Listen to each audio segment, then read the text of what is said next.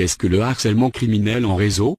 Le harcèlement en réseau, gangstalking, est une méthode de persécution, nazie puis, perfectionnée aux USA, et en Allemagne de l'Est, la Stasi, qui est pratiquée sur une personne, la cible, en manipulant de nombreuses autres personnes, les pions, qui deviennent les collaborateurs, et les exécutants de ce harcèlement.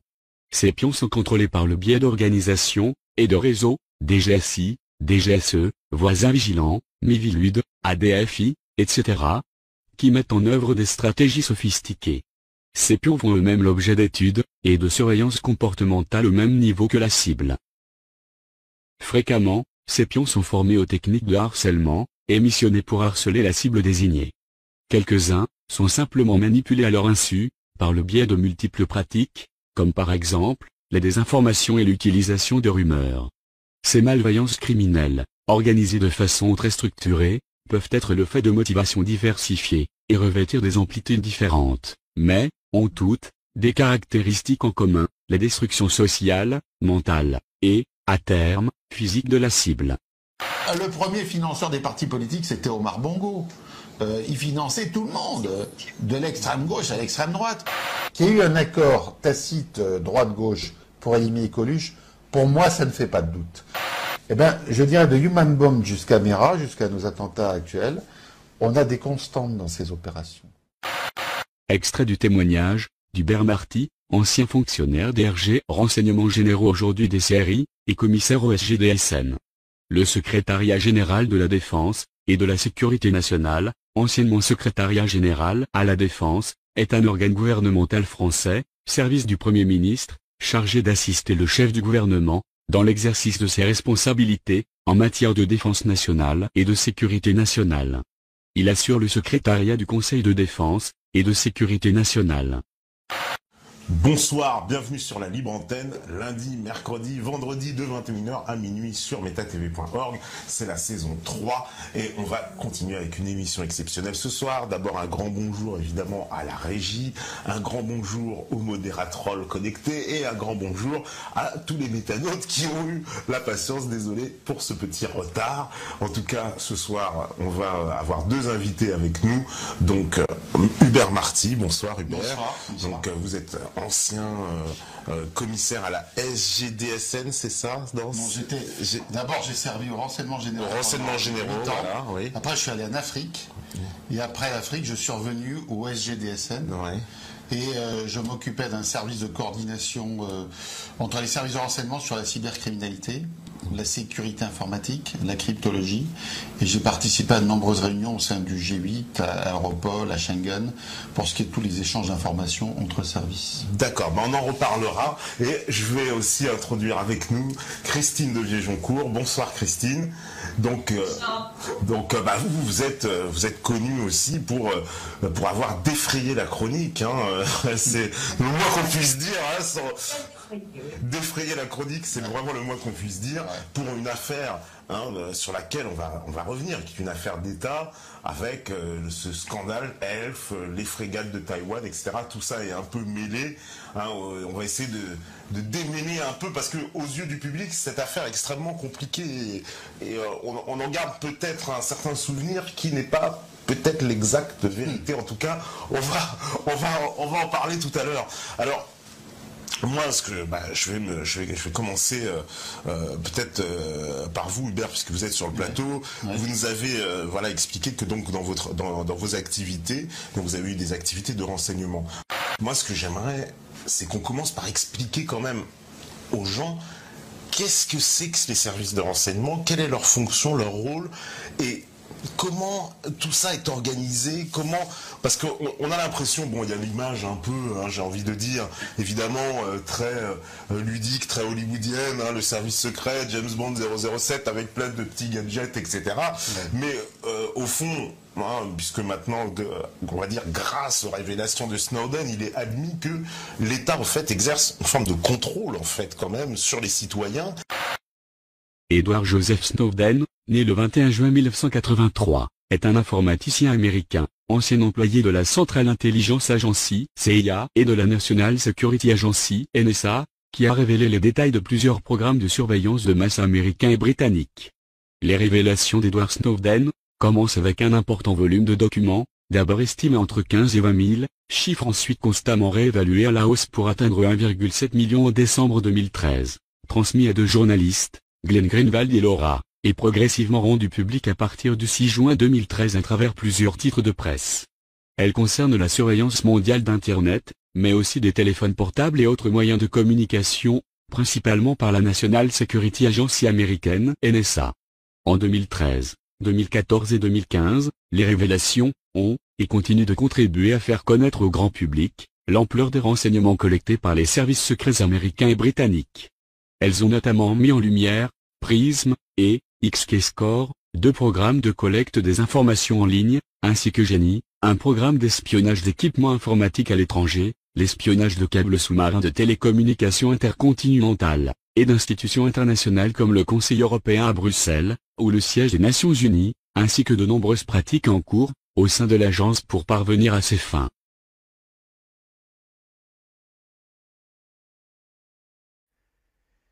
Edward Snowden, Julian Assange, Irène Frachon ou encore Hervé Falciani, leurs noms font la une pour une raison. Ils révèlent à tous des informations tenues secrètes. Au nom de l'intérêt général, ils mettent en péril leur carrière et leur liberté. On les appelle les lanceurs d'alerte. William Bourdon est avocat au barreau de Paris. Dans son manuel de désobéissance citoyenne, il donne des clés pour agir sans se mettre en danger. Il y a eu le carrefour de deux situations. D'abord, le fait que j'étais amené à défendre un certain nombre de lanceurs d'alerte depuis quelques années, ce qui m'a conduit à écrire un certain nombre de papiers dans la Libération, Le Monde sur ces sujets. Un contact que j'ai eu avec mon éditeur, avec lequel je travaille sur un autre livre, et bon, l'idée m'est venue d'écrire cet ouvrage. Il y a une espèce de vent incroyable qui souffle là depuis très peu de temps finalement, enfin en tous les cas qui s'est accéléré, et qui a mis la question de l'alerte en général, et des modalités d'alerte de façon plus particulière au centre du débat public en France et ailleurs. Un lanceur d'alerte, c'est évidemment une source un peu de confusion. Un lanceur d'alerte, c'est pas désobéissant. Un lanceur d'alerte peut devenir désobéissant. C'est-à-dire tutoyer la ligne rouge, voire violer la loi de façon délibérée, programmée même. Et au départ, c'est quelqu'un qui espère pouvoir se protéger dans les ourlets de la loi, c'est-à-dire au sein de son entreprise, de son administration, révéler un grave dysfonctionnement. Au sens de la loi du 6 décembre 2013, qui a récemment été adoptée en France, la protection des lanceurs d'alerte dans le secteur privé et public suppose que l'alerte soit relative à un crime ou un délit, et que le lanceur d'alerte soit de bonne foi. La protection prévue par la loi française, c'est le fait que toutes sanctions, licenciements, révocation, mutation sont nulles si elles sont prises en représailles du fait que le collaborateur a lancé l'alerte. Je précise que le Conseil de l'Europe va plus loin, devrait aller plus loin, et préconise le fait que les lanceurs d'alerte devraient être protégés, y compris quand ils lancent l'alerte, s'agissant d'une menace à l'intérêt général. Et il peut y avoir des menaces à l'intérêt général qui ne recoupent pas forcément la commission d'un crime ou un délit. Et que ces services de renseignement jouent un rôle essentiel dans ce contrôle. Est-ce que vous pouvez nous expliquer? Alors, les services de renseignement en France ont profondément changé. Moi, je faisais partie de 85 à 92 d'un service qui s'appelait les renseignements généraux, qui n'existe plus en France, sauf à la préfecture de police. La préfecture de police a gardé son service DRG. Le reste a été fusionné en 2008 avec la DST pour faire la DCRI et maintenant la DGSI. Alors, c'est pas qu'un changement de structure. Je dirais que c'est important parce que en France, globalement, on a un peu cassé, on a vraiment abîmé le renseignement humain au profit du renseignement électronique, électromagnétique. Dans le renseignement, vous avez deux techniques. Vous avez l'HUMINT, ce qu'on appelle Human Intelligence, et puis l'ELINT, ou le SIGINT, c'est-à-dire l'intelligence, le renseignement du signal ou des émissions des communications. En matière d'interception, les Américains ont une avancée considérable depuis très longtemps. Moi, quand j'étais au SGDN, on était un des seuls services avec la DGSE à avoir des rapports de travail direct avec la NSA, la National Security Agency, que maintenant le public connaît, mais qu'il y a 15 ou 20 ans, personne ne connaissait la The No Such Agency. Alors, tous les grands pays ont des services de renseignement, c'est normal, c'est obligatoire. Depuis la nuit des temps, tous les chefs d'État, tous les États ont des services de renseignement, les Grecs, les pharaons, l'Empire perse et tout. Il n'y a pas de structure sans service de renseignement. Maintenant, il faut savoir comment ils fonctionnent, quel est leur contrôle, quelle est leur finalité. Alors, sans s'engager dans un immense débat, je dirais, en France, longtemps, les services de renseignement ont travaillé uniquement sous la coupe de l'exécutif, sans contrôle parlementaire. Ça évolue petit à petit sous l'influence américaine, parce que au Sénat, il y a une commission du renseignement qui contrôle sérieusement le budget, etc. Mais en fait, le lobby du renseignement est quand même très puissant. En France, on commence à s'y mettre et regarder par exemple l'état d'urgence. Il y a une commission de contrôle de l'Assemblée nationale dirigée par Urvoas qui essaye de vérifier qu'il n'y ait pas de dérive. Mais on est à un début. Parce que jusqu'à présent, les services de renseignement, qu'ils soient intérieurs ou extérieurs, étaient complètement soumis au pouvoir exécutif. Ils pouvaient faire en gros ce qu'ils voulaient. Et ce qu'ils voulaient avec des mesures, je dirais parfois exorbitantes du droit commun, c'est-à-dire que ça soit la DST ou la DGSE, outre le cadre juridique ordinaire, et surtout quand on est en secret défense, DST ou DGSE, on peut faire des tas de choses illégales. Des faux passeports, des écoutes illicites, faire des perquisitions hors normes, donner des faux passeports, changer d'identité, faire des choses extraordinaires, parce que les services secrets sont capables de faire des choses époustouflantes. Par exemple, ils vous organisent des rendez-vous dans un appartement, vous avez rendez-vous dans un appartement, il y a des gens qui arrivent, etc. Tout le monde discute dans cet appartement, et quand tout est terminé, au bout de 3 jours, il n'y a plus rien, l'appartement est vide, c'est fini, il n'y a plus personne, ça n'existe plus. Donc ce que vous voyez dans James Bond, c'est pas faux. Il y a des choses exactes, il y a des choses vraies. Alors, tout État doit se protéger vis-à-vis des menaces intérieures ou extérieures. Maintenant, le problème, c'est depuis quand même, je dirais une quarantaine d'années, une cinquantaine d'années, il y a le problème que ces services, petit à petit, sont instrumentalisés au bénéfice de certaines puissances de l'ombre, je dirais, des gens qui tirent des ficelles, les grandes banques, les milieux financiers, les grands industriels de l'armement, qui ont la même mise sur les moyens de communication, sur les médias, etc. Donc, est-ce que vraiment les services secrets travaillent pour la démocratie ? Pas du tout. Enfin, moi, je ne crois pas du tout. Cette histoire-là, c'est vraiment de la fiction. Bon, alors. Comment les choses doivent évoluer? D'abord, les services secrets, il est là pour protéger la population. Essentiellement, c'est que on doit prévenir des guerres et on doit prévenir des attentats, des troubles, etc. Bon, le problème qu'on a quand même depuis le 11 septembre, vous savez que je conteste totalement l'explication officielle du 11 septembre depuis l'origine, et ça m'a valu des soucis. Ça vous a valu beaucoup de soucis, beaucoup d'ennuis, mais j'avais raison. Puisque finalement, c'est 15 ans après qu'on voit les gens qui ont tort et qui ont raison. Quand j'ai dit que c'était une immense manipulation pour nous projeter dans la guerre des civilisations, dans les conflits pseudo-religieux, et qu'on allait vers des sociétés de plus en plus totalitaires, contrôlées et exorbitantes de droit commun, que nos libertés allaient disparaître, nous y sommes. On y est. Alors ce qui est désolant de voir, c'est qu'à un moment où on a développé les services de renseignement pour qu'ils nous protègent des menaces, mais maintenant, il y a quasiment plus de trimestres sans qu'il y ait d'attentats. Donc il y a un problème. Il y a un problème. Avant, les services avaient moins de pouvoir, on faisait moins d'écoute, on est plus... et les gens vivaient plus tranquillement. On était en paix sociale. Donc il y a quand même un paradoxe à dire aux citoyens, acceptez que vous ayez de moins en moins de liberté, ça va aller mieux, et ça va de pire en pire. Et pendant ce temps, les populations de nos pays s'appauvrissent, pendant que des fortunes colossales sont en train de se constituer partout sur la planète, et que les systèmes sont de moins en moins transparents, n'en déplaise à l'ONU et à l'OCDE, qui font toujours des belles réunions, on signe des belles conventions, mais la réalité, elle n'a rien à voir avec ça. Alors je dirais que la réalité, moi j'aime bien les James Bond, je suis un fanat, mais quand ils parlent qu'il y a toujours un spectre, des organisations terroristes, etc., je crois que c'est assez proche de la réalité, quelque part. Mais que les adversaires ne sont pas ceux qu'on désigne dans nos médias. Voilà, ils sont un peu différents. C'est un peu ça le problème. Alors, Je dirais, si on veut parler de la corruption, je dirais qu'en France, c'est un phénomène que globalement on nie. On n'en parle pas. C'est très tabou. C'est très tabou. On dit en France, la corruption, évidemment, les Russes sont très corrompus, c'est les pays africains, c'est les Chinois, c'est les Américains, c'est le monde arabe, enfin, c'est tout le monde sauf nous. Voilà. En gros, on était les chevaliers blancs du monde. Bon. On s'est rendu compte quand même à travers des grosses affaires dont Christine a été un peu le témoin. Ça me permettra de faire une transition après, justement. Voilà, on va en parler. Que ça soit avec l'affaire Elf, l'affaire Urbagraco, les fausses factures, l'affaire des frégates, qui est une affaire énorme, hein.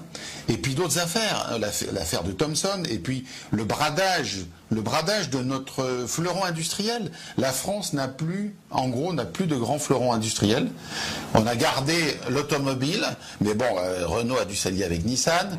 En fait, on a dû s'allier avec d'autres groupes étrangers. Alors que, regardez la France des années 70 et celle de 2015, elle n'a plus rien à voir. Nous avions avant des fleurons qui permettaient à la France de produire. Et si on ne produit pas, on n'est pas indépendant. Donc on a désorganisé notre industrie, on a bradé nos grands groupes pour être de plus en plus dépendants de pays étrangers dans ce qu'on appelle la mondialisation. Mais la mondialisation, excusez-nous, c'est une vaste arnaque, hein. C'est la mondialisation de quoi? Des bandits, des banques, des détournements, de la corruption. C'est ça la mondialisation. Donc quand les États étaient forts, ils pouvaient avoir encore des politiques nationales et les citoyens s'y retrouvaient.